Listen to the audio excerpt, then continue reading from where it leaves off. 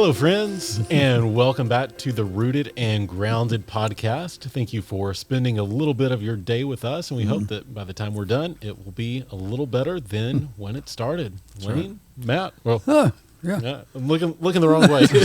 Where are they? They're over there. Wayne, Whoa. That's what I'm talking about. can we start over?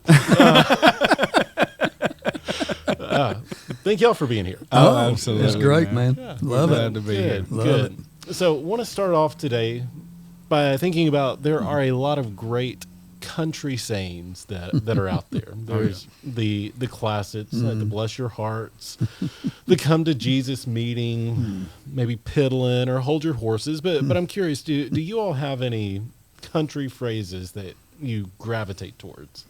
I think mine is, I'm so poor I can't afford to pay attention. Nice. It's classic. Classic, yeah, because I'm telling you, it's hotter than blazes in here. Not just blazes, it's Blue hotter blaze. than blue blazes I'm talking about. That's Blue right. blazes. Now, I don't know what the difference is in blaze and blue blaze, but there's one's hotter than the other. Yeah. What was the one we was just talking about, though? The Which cheese fell off its cracker. Bless his heart. They say that about me a Yeah, lot. the cheese done slid off his cracker, man. But, you know, I mean, you can expect it because his porch light was on, but there was nobody on. And when I went back home. I mean, you know. That's right. You know how it is. Yeah. I mean, we could go on and on about those. You just talking old country sayings. Right, I do, because don't make me mad, because I'll just pitch a hissy fit. Yeah, Wayne for sure he's got them. Just the walking, talking almanac of country He phrases. has got them, man, all the way. So I ask that question because there's one country expression that really just epitomizes our story today, and that is, if you find yourself in a hole, stop digging. But the only problem is, for the gentleman that we are going to look at, he finds himself in a hole, and rather than stop digging, he proceeds to dynamite the hole and make it extensively bigger than what it is. So, with that being said, today we are going to look at the story of David and Bathsheba. And so if you want to follow along, we will be in 2 Samuel chapter 11. And let's read the first 5 verses and then dive into the discussion. So it says in verse 1, in the spring of the year, the time when kings go out to battle, David sent Joab and his servants with him and all Israel. And they ravaged the Ammonites and besieged Rabbah, but David remained at Jerusalem. It happened late one afternoon when David arose from his couch and was walking on the roof of the king's house that he saw from the roof a woman bathing, and the woman was very beautiful. And David sent and inquired about the woman, and one said, is not this Bathsheba, the daughter of Elam, the wife of Uriah the Hittite? So David sent messengers and took her, and she came to him, and he lay with her. Now she had been purifying herself from her uncleanness. Then she returned to her house, and the woman conceived, and she sent and told David, I am pregnant. So Wayne, talk to us about verse 1. What is so significant about this verse showing us where David was not where he was supposed to be, and kind of how this sets the scene for the rest of the story? Yeah, because if you look at historical context here back in chapter 10, there has been great success as a warrior, as the king of Israel with all of his servants. And, when you look at these verses, it reminds us about David. I mean, he had a lot of great achievements. We know that. I mean, he was a great king of Israel. But it wasn't always about triumphs in his life. And that's the way it is in us sometimes. We have a lot of triumphs, but also there can be some tragedies. And right now, to me, this is one of those. It's not a great achievement right now, folks. We're talking about on just really some dark days of decisions that he made. And it's interesting when he says at this time, David sent Joab and his servants with all of Israel, but David stayed at Jerusalem, because it says in the very first part, it happened in the spring. Now, historians tell us that was a typical time that they would go out, the kings would, because, I mean, there's a lot of favorite things about it. You know, food would be more available, and it was just time they would do their campaign. So David knew that. I mean, David understood as the leader, as the king of not only the nation, but also of his warriors. He had 30 mighty men that served under him.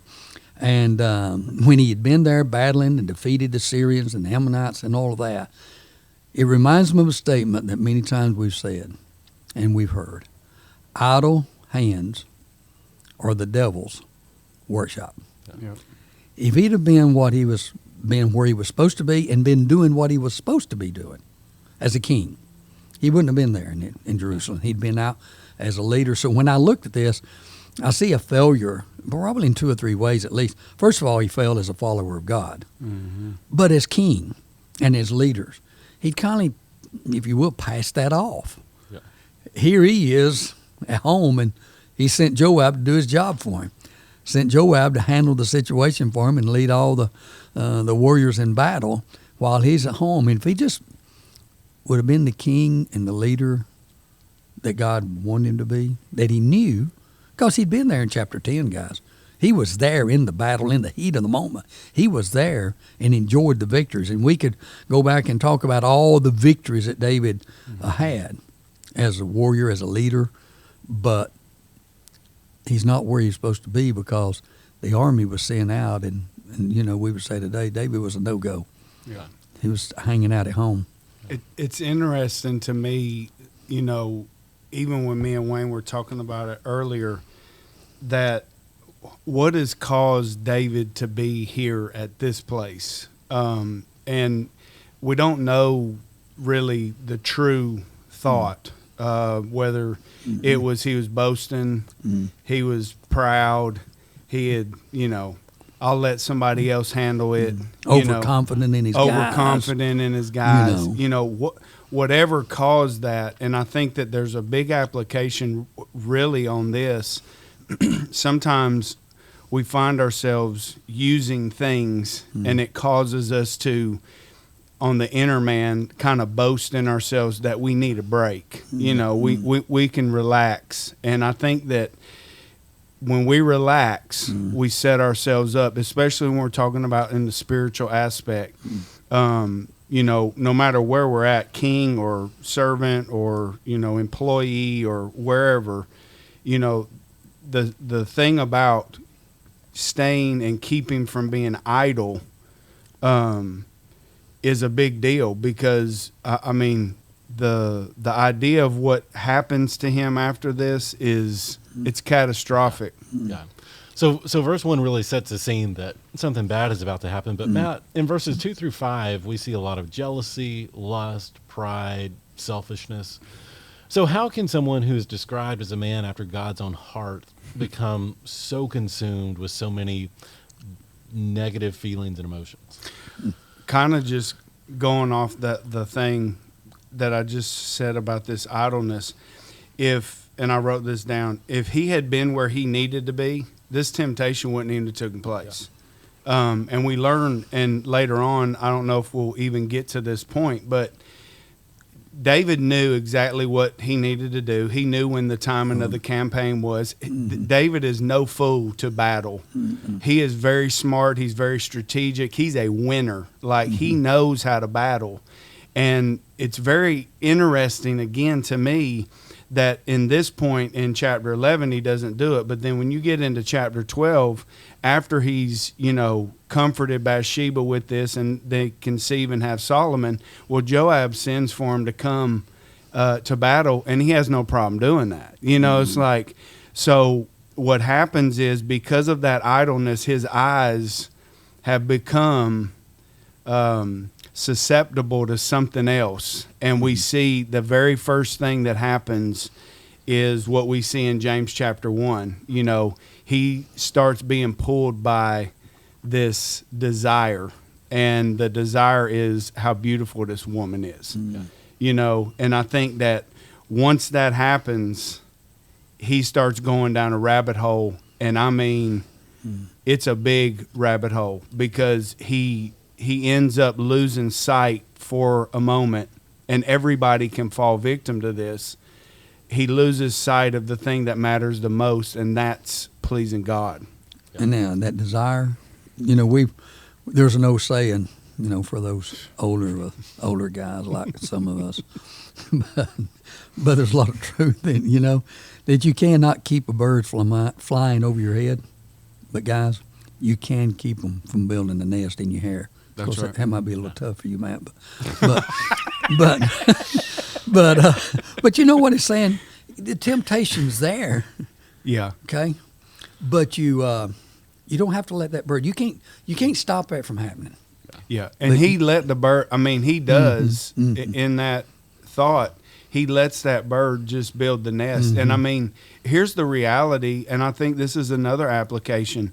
We're all going to be tempted, but we don't all have to give in. Right. But he is, again, I can't wait to figure that out. Like, what caused you to be there in that time? Yeah. It's almost like he's given himself permission to take it easy, to sin, to do all these things that he doesn't need to do. And that's not even who he is. Yeah. Yes.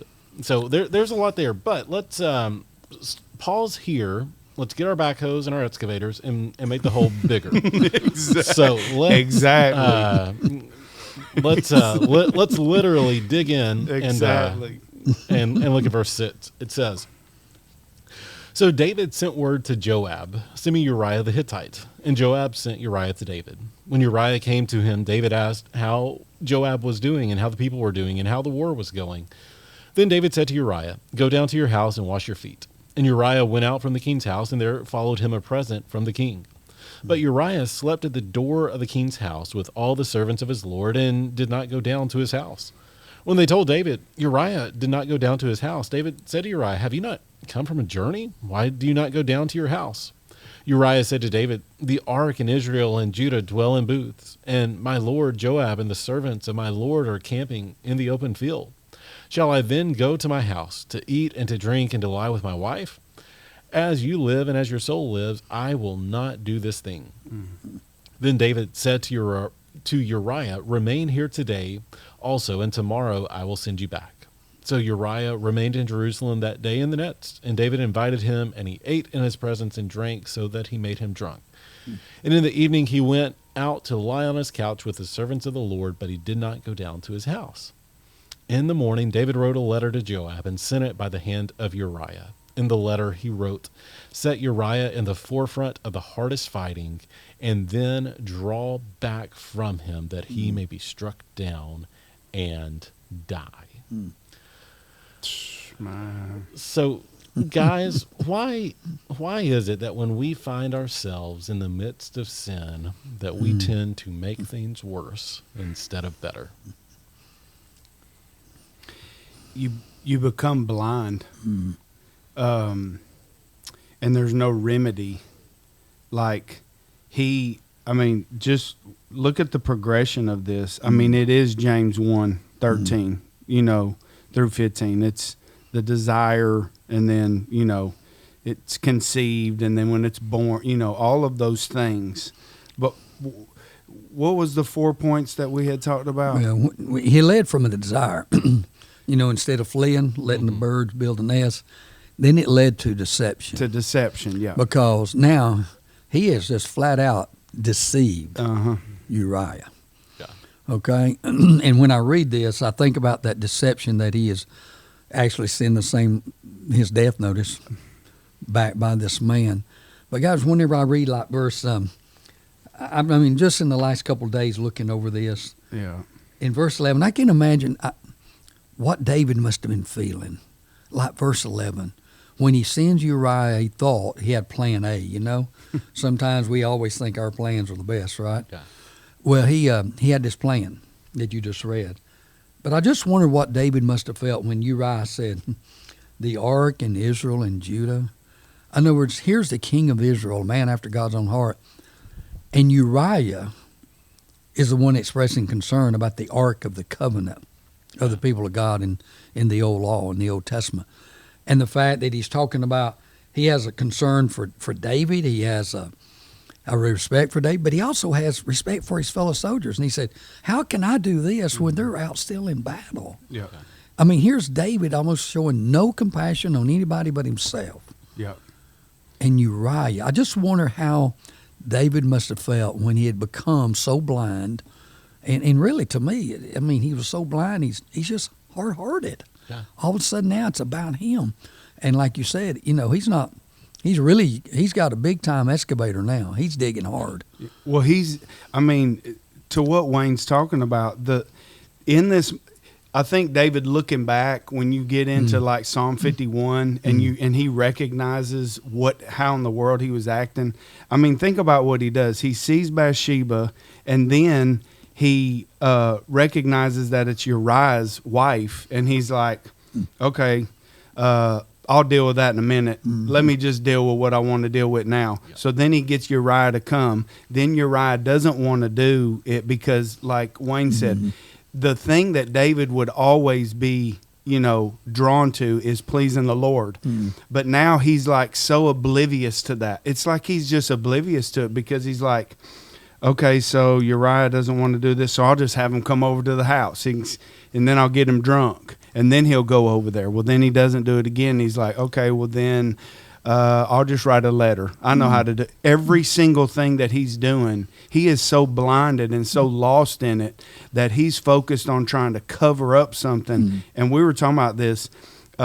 You keep the lie going, or you keep the deception going, and then it begins to fuel itself. And now all of a sudden, these cover-ups become harder and harder because now you can't even, if you're in it and you're really wanting to cover it up, it becomes so tiring and so exhausting, and you don't even realize it because that's all you're focused on is that one thing. That energy's all spent on that. Because you notice we talked earlier about that downward progression. He had the desire, evil desires it was, but then it led to that deception. But where did it end? In total disobedience. Yep. He's not, from all indications I see, there is nothing here that would indicate whatsoever he's thinking about what would God want me to do. Yep. It's all about him now and covering up what he has done. So it led to a just total disobedience. And, that's exactly what James 1 talks about, you referred to, man. Yep. It's that you're drawn away. And if you look up that James 1, you got it there. Would you read verse 14 and 15? And what's one of these key words there? It says, but each one is tempted when he is drawn away by his own desire and enticed. Then when desire has conceived, it gives birth to sin, and sin, when it is full grown, brings forth death. Yeah. Well, see, that word drawn away, that is literally like a fishing term. Okay? Now, I'm not a fisherman. I've been around some people who are fishermen. I've been around some people that thought they were fishermen, but been around some. And that drawn away, there's a reason you put bait on a hook to draw them away. Yep. To draw it to that, and then what's inside that bait is a trap. It's a hook.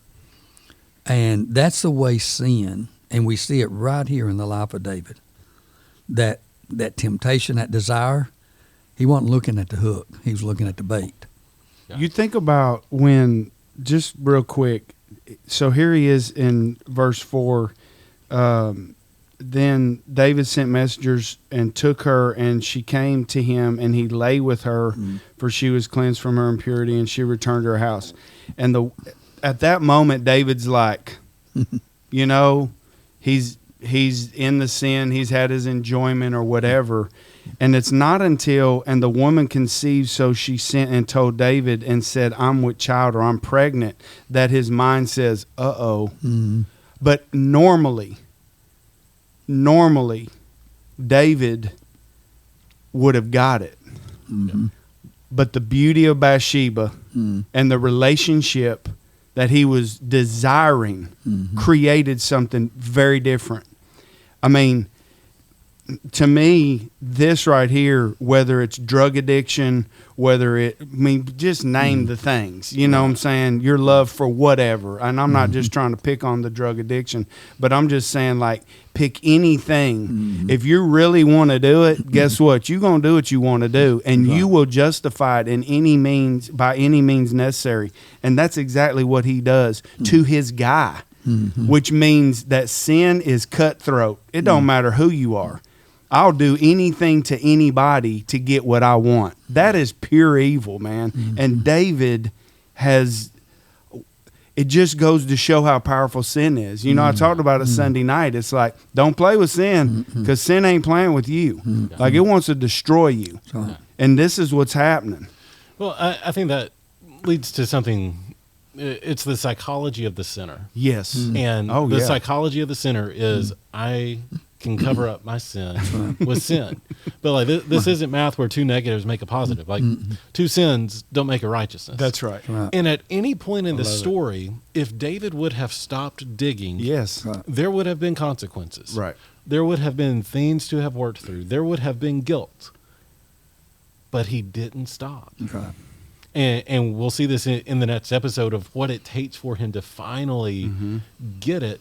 But at any point, and I think the application for us today is, if you find yourself in sin, you have to deal with the consequences of it, both physical and spiritual. But if you stop today, the consequences aren't going to be as bad as if you keep sinning tomorrow. That's right. Just stop. Yeah. Just instead of building and building. And we're, as you would say, deeper and deeper. Well, and I think that, you know, just kind of on a pause real quick on this, I think that the Word of God is trying to teach us and keep us from allowing this to happen, because God knows exactly just how powerful it is and how it can trap you. And so if I am armoring up, then that's keeping me from this vulnerability of the sin. Yeah. So let's take that and look at the opposite side of this, of the sin standpoint. So let's look at verses 26 and 27 at the end of the chapter. When the wife of Uriah heard that Uriah, her husband, was dead, she lamented over her husband. And when the mourning was over, David sent and brought her to his house, and she became his wife and bore him a son. But the thing that David had done displeased the Lord. So the chapter ends on a pretty ominous note that God is displeased with David. But it seems like from David's standpoint, we read in that he kind of has some resolution, like Uriah is gone, Bathsheba's the wife. I mean, unsavory circumstances to get there, but here's where we are. Let's make the best of it. But why does it seem like that there's often such a big delay between the time that sin occurs and when the consequences appear? Because I think this is where David is. The sin has occurred, but the consequences haven't hit yet. Right. Well, we were talking about this, and I think that this is a huge point. This is a snowball that's happening. It started out so small, and now all of a sudden it's like it's the very bottom of the snowman. You know what I'm saying? Like, it's just, he is like just, I don't even really know how to describe it, but he's just living it up in this. I mean, all his plans work. Yeah, plan A, man. It's Man, working. this thing Isn't is it great when look it at goes this. I that got way? my wife. I mean, he is completely just, he's almost forgotten about what God would want, because when you believe in your heart and you know, those things that are but for a moment, they can get you so wrapped up that we were talking about this, and I think it's worth consideration. It's Ephesians chapter 4, verse 17. This I say, therefore, and testify in the Lord, that you should no longer walk as the rest of the Gentiles walk, in the futility of their mind, having their understanding darkened and being alienated from the life of God, because of the ignorance that is in them, because of the blindness of their heart, who being past feeling have given themselves over to lewdness, to work all uncleanness with greediness. He is separating himself so far from God that now all of a sudden all that he's dependent on is truly Proverbs 3, leaning on his own understanding. Yeah, exactly what we were saying earlier. There's two, the hard-heartedness and the blindness right now. It's just all about him. And, you know, that's where sin will take us. Because at any point there, guys, as you said earlier, he could have stopped. He could have stopped. And there would have been consequences, but not nearly the consequences as it turned out to be. But the reality is, you know what? Sometimes we get in the depth of sins, we become so blind to the will of God and to the Word of God, we don't look for or we don't find a quitting place. It's like he never looked for a place to get out of this and just, you know, I think I still read somewhere in the Word of God, you confess. You don't see him doing that. No. Yeah. I mean, he is like not at this fully, point. you're right, though. And when and when her mourning, verse 27, was over, David sent and brought her to his house, and she became his wife and bore him a son. We got it. I got exactly what I wanted. Well, and I feel for Bathsheba, but there's so many unknowns. Like, this is the king. I have no say-so in the matter. Exactly. Or is this, hey, it's the king. Right. But also, like, she is just kind of drug along in this story while David is the focal point. I think there's just an interesting angle to explore there. Right. Well, and you said that too. And even with Joab. Yeah. And even with, all the ones that are, even the servants that are in the house with David, it's like, this is uncharacteristic of him. And it's like, what is going on? But I ain't going to say nothing because it's the king, Well, but even if they did, I think given David's frame of mind, it wouldn't have done Exactly. it. Wouldn't even have mattered. You're exactly right. Yeah. Go ahead. I was just going to say, one thing we don't have time to develop, but just one thing I don't want us to forget, especially when you go back and look at verse 24. A lot of times we think that, okay, I can do this because it just involves me, and in this case, Bathsheba. But guys, let's remember something in verse 24. Yeah. Some of the king's servants were dead. Yeah. Not just Uriah. I'd kind of missed that, to be honest with you guys, in years past. That now all of a sudden, here's other servants just doing exactly all because of selfishness and sin on David's part. He didn't just send Uriah, he sent other servants. Guess what happened to them? Yeah. Because of what he was wanting. Because of his selfish ambition. Selfish It just sin. caused, other families to lose loved ones. And it was almost like, I don't care. Yeah. I just need Uriah dead. And now he's dead. That is like, that is so evil. Exactly. It's just evil. Yeah. And uncharacteristic. Exactly right. And so I think as we get ready to transition into the Make It Real, I want to read Proverbs 4:14 and 15. And I think this is a great just initial takeaway for all of us. And it says, do not enter the path of the wicked and do not walk in the way of the evil. Avoid it. Do not go on it. Turn away from it. That's right. And pass on. That's right. And so I think David, if he's on the roof, if he goes downstairs, he can avoid it. And I think for us, whatever sin or whatever temptation we are in, if we can turn away from it, if we can pass on, then so too will the temptation. Sure. But, all right, guys, we are fastly approaching the end of this episode, so let's make it real. Wayne, I think it's your time to start it for us. Man. Well, I would just simply say, when we indulge in sin, we never win. Because David is a great example of that. We'll always be losers, not gainers. Oh, man. When we think about eternally, we're talking about our relationship with God, our effect on others, and the effect on our family. We choose to indulge in sin, no one really wins. Yeah. I would say that sin never adds quality to your life. You said it like two negatives aren't adding a positive. And David had gotten to the point where he was just lost in this. And he tells, I think in verse 25, when he sends the messenger back to Joab, he says, do not let this thing displease you, for the sword devours one as well as another. Really? Are you serious? Like, David would never say something like that unless he's being controlled by something else, and that's called the chains of sin wrapped around him, and he just cannot let it go. But it never helps your life.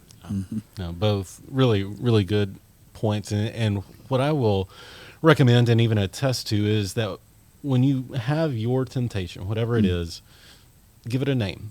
And that in naming your temptation, it makes it more manageable. Because I think a lot of times when we feel whatever our temptation is, it seems like it is an insurmountable force. Or once the thought is there, the only way the temptation is going to leave is once you give into it. But when you name your temptation, it becomes less scary. So for instance, one name that I've given to mine is Simon.